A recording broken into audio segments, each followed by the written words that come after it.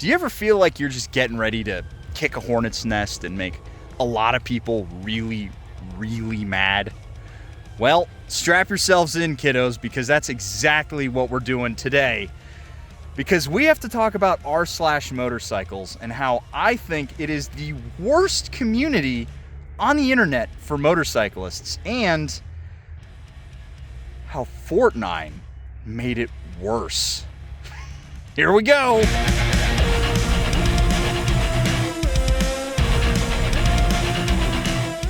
Alright, real quick, before we bust out the Old Bay and get spicy here, I wanted to let you guys know that Cardo is running a 48-hour flash sale. It's their last time of the year to get yourself 25% off a Cardo. Today and tomorrow, you can get 25% off your order if you use the code SPITE10, clicking that link down in the description below. Alright, enough stalling, time to get zesty. Oh boy, here we go. This one, I could see it going one of two ways. Either the comment section and like-dislike ratio is going to be extremely spicy, or we're going to have a nuanced conversation. And I really hope that it's the second one, because right here off the top, I want to say I'm not coming after anybody. I'm not attacking FortNine. I'm not attacking Ari Henning, Zach Kortz. Anybody I mention specifically in this, I'm just, I have the utmost respect for those guys, and I have for years. They're part of the reason why I'm on two wheels. I just am looking at the situation that's on r/motorcycles, and I see that because Ari and Zach and Ryan are these kind of bastions of motorcycling expertise, that their statements lend veracity to a lot of the hearsay that you see on r/motorcycles, and it can make somebody who's making a bad argument online seem like they have more credibility than they actually do. So, with that being said, let's start talking about r/motorcycles. For those of you who aren't aware, I wish I was you, man. Reddit is this online, well, it's kind of an app, but the whole point was, back in the day, it was the front page of the internet. It was the place where you went to go and hang out with all of your online buddies, and you got an amalgamation of news and memes and videos, and it was supposed to highlight the best of the best that the internet has to offer. And it's largely community run. You can find a community for everything. There's even a community for KLR 650 owners that's imaginatively called r/KLR 650, where I've gotten a lot of great information. So I'm not attacking every subreddit here. I'm just calling out r/motorcycles, because a lot of the BS that I notice happens on that specific subreddit. So, r/motorcycles is the biggest motorcycling subreddit, period, full stop, end of story. Nobody's bigger, no matter how much Calamari Race Team wishes they were. They're not. They're small, and they're all a bunch of goofballs, and they're having way more fun than anybody on r/motorcycles. In fact, me doing this kind of riding, where I'm in essentially a, I don't know, I actually have no idea who owns this land, but chances are I'm trespassing. r/motorcycles would get very mad at me for trespassing, or if I popped a wheelie, they would get very mad at me. But that's just kind of the internet being the internet. You're never going to get people behaving normally on Reddit. There's always a lot of silliness going on, and I appreciate that. I'm not exactly the most serious human being myself, and I enjoy myself some shenanigans. What I don't enjoy is how easily bad information on r/motorcycles is treated as fact, and how a lot of times I'm on there watching some beginner rider ask a legitimate question, and they get reamed in the comments for not for not knowing stuff. There are so many people on that subreddit who just, what they do is fact and gospel and doctrine, and they won't hear anything else. And I'm not entirely a saint here. There's definitely some times when I've said this is the way it is, and I've been wrong. And I appreciate when people call me out on that, and I try to correct myself. But I don't get everything right all the time either. But the just kind of staggering amount of mis and disinformation I see on r/motorcycles is, it's bad. It's really bad. And if you're a beginner, somebody who's motorcycle curious, and you're trying to get out there, don't take anything that you see on r/motorcycles as fact, because somebody might be right, but then again, you'll have a guy reply to that comment underneath, and they'll say that that comment's wrong. Because at the end of the day, every rider rides differently. There are some correct techniques, some techniques that are more right than others. But whether or not you ride down the street leaning off like a spider monkey, or, you know, doing it the dad way, where you just start, you know, going around a corner perfectly ramrod upright like this, that's just what works for you. And that was a fucking CBX. Holy shit. You never see those on the road. That's awesome. But the real issue here's where we got to bring in FortNine, and we have to bring in Ari, and we have to bring in Zach, is guys on r/motorcycles will say something, and they will use the video from Ryan or from Ari to be like, this is proof that I'm right, when they might not be. So let's take one example from each. We'll take one example, and I've seen both of these multiple times on r/motorcycles. So starting with FortNine, the engine oil video. Oh my god, the number of times I've seen this referenced on r/motorcycles is infuriating. This is an awesome video. It's a great video. It's really entertaining with some really interesting results.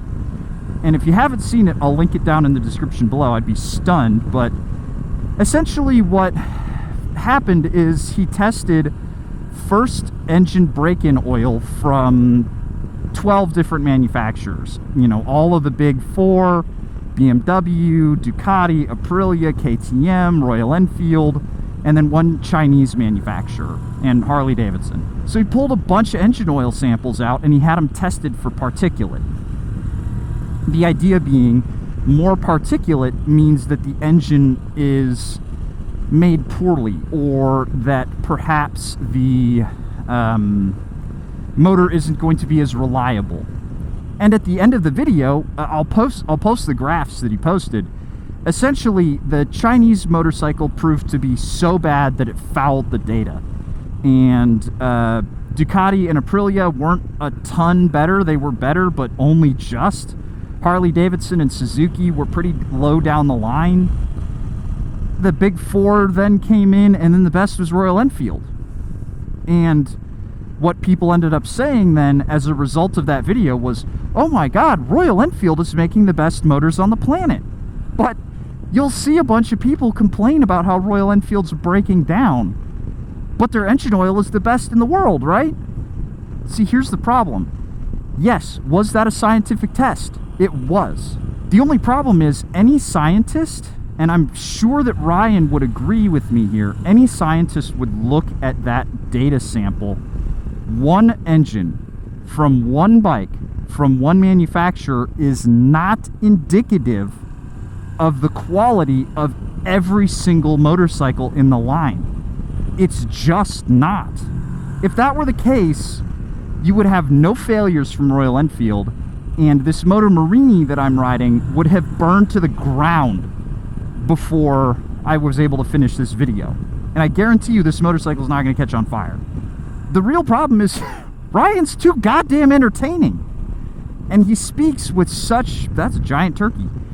he speaks with such authority, and his data is so good and his process is so good that people see his videos and they're like, oh, this is how it is. This is the final word. And here's one that I see all the time when people ask about engine break-in. Ari Henning made a video where he torture tested one CBR 300 motor and he broke one in properly.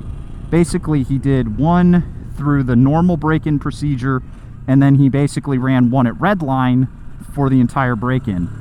And guess what he found? He found that both motors were totally fine.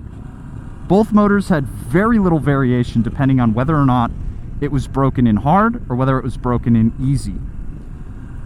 But that's also not an empirical study.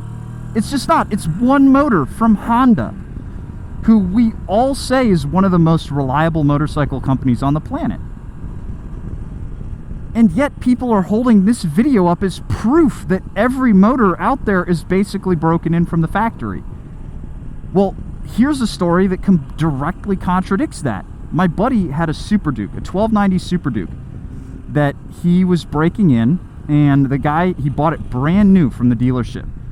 And the guy at the dealership was like, yeah, man, ride it like you stole it. Well, he rode it like he stole it and blew the piston rings. It needed to break in. And this is the nuance that r/motorcycles just does not care to tell people. They don't see the nuance. And so brand new riders are getting bad information, and nobody's correcting them. And if they do correct it, it's just this flame war, because nobody can have a debate on r/motorcycles and have it be civil. And maybe I just have bad experiences on r/motorcycles, but I would much rather ask somebody on Calamari Race Team for advice than somebody on r/motorcycles. I would rather get my information from r/KLR 650 or r/Dual Sport, r/Austin Motorcycles, all of which are communities I'm a part of. I'm mostly a lurker. I don't post all that often. And you see bad information there too, but the majority of it is on r/motorcycles. And it's the biggest community online for motorcyclists. There is none bigger. And I want to be clear here, because I did kind of lambast these videos from Ari and from Ryan. Again, I really appreciate the work that these guys do, and I would never say that they're wrong. I just will say that their experiment was not conclusive. And I think they would agree with that. I think that anybody who looks at that, especially the oil one, well, honestly, both, because they're both essentially sample sizes of one, you get variations within the same motors, you know? And again, I have no ill will to Ryan or Ari. Those guys are great. I mean, I've met Ari Henning once or twice. I've met Zach a lot more. I think Zach remembers my name. I have no clue. But people see these guys and they respect their opinion because they are seen as the top resource in motorcycling, and I would tend to agree. But I will say that their videos are not always gospel, and nor are mine. I am 100% not saying that my videos are better. They're just demonstrably not. I make worse content than anything Zach has done, than anything Ari's done, than anything Ryan has done. Nothing on my channel comes anywhere close. And nothing that I've done in my 4 or 5 years of motorcycle content creation has even scratched the surface of what these guys can do. r/motorcycles has taken their word and used it to just drive home bad information. And they do it from this place of authority, and they're just giving people bad info. I apologize if this rant has upset people, or if I sound like I'm a little animated, because this is something that I do take seriously. I really do take seriously the idea of giving people the best information I can. That's why I say that my reviews, they're just my opinion. Nothing that I'm saying in a review is a fact aside from when I'm reading the specs, you know. This bike may handle great for me. It will not handle great for everybody.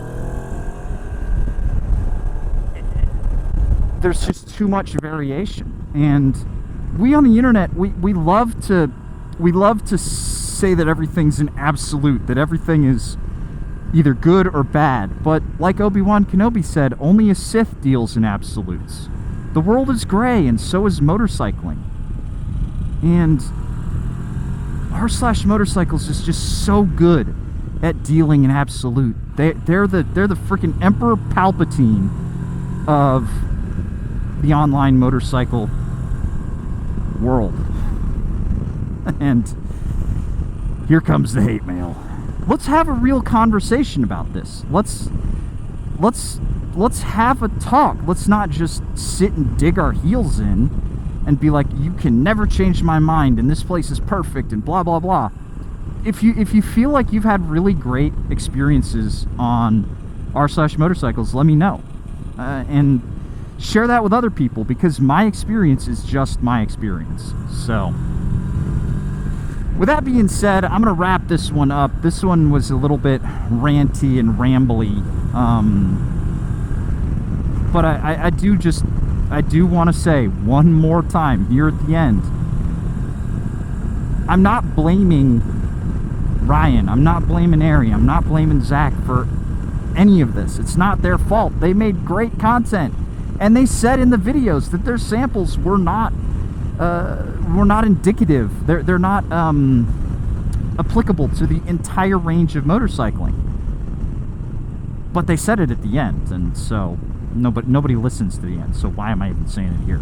If you are listening at the end, tell me your favorite kind of pizza, and that'll let me know how many of you people actually watched to the end of the video. Let me know. Favorite pizza.